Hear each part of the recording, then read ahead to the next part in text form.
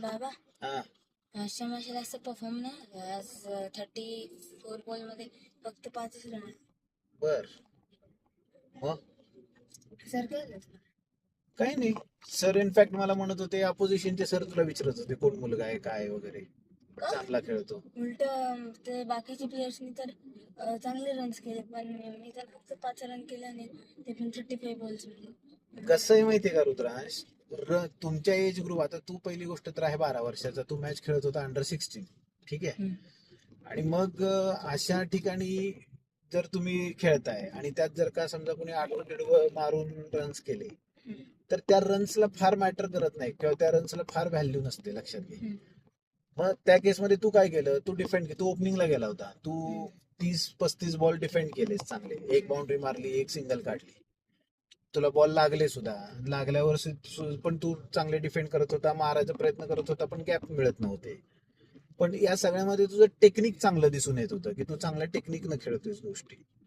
मग जेव्हा कोचेस लोक बघत असतात का नाही, तेव्हा हे पण सगळं बघतात की बाबा ह्याचं टेक्निक कसं आहे, का फक्त आडवं तिडवं मारतोय.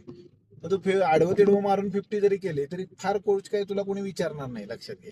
पण तू आता जसं बघ 5च रन केल्या, पण तरी सुद्धा अपोजिशन टीमचे पण कोच तुला विचारत होते की कोण आहे मुलगा हा, एवढा लहान असून सुद्धा एवढा चांगला खेळतोय, टेक्निकली खेळतोय. भले रन्स नाहीत झाले, कधी कधी होतं एखाद्या मॅचला रन्स नाही होत किंवा काही प्रॉब्लेम येऊ शकतो, काही अडचण असू शकते, एखादा दिवस नसतो आपला.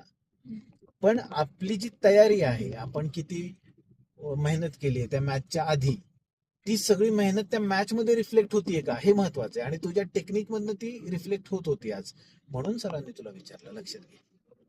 त्यामुळं कुठली मेहनत वाया जात नसते, लक्षात घे. फंडामेंटल आपण बेसिक्स करतो किंवा काय जे काय करतो, तर ते कुठे ना कुठे रिफ्लेक्ट होत राहते आपल्यामध्ये.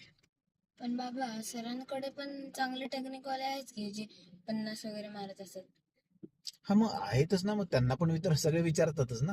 चांगलं बघ, मी असं नाही म्हणत रन्स करायचे नाहीत, लक्षात आलं का, नुसतं टेक्निक टेक्निक करत बसायचं. रन्स पण ऑब्व्हियसली झाल्या पाहिजेत तुझ्या, तो मुद्दा नाहीच आहे.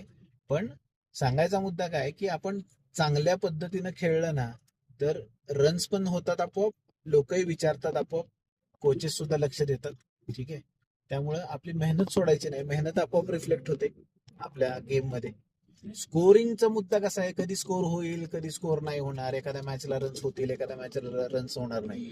पण त्याच्या मागची जी प्रोसेस आहे ना, ती प्रोसेस कंपल्सरी करत राहिलं पाहिजे. तुमचे फेवरेट आयडल म्हणतातच ना, कोण फेवरेट आयडल? MSD.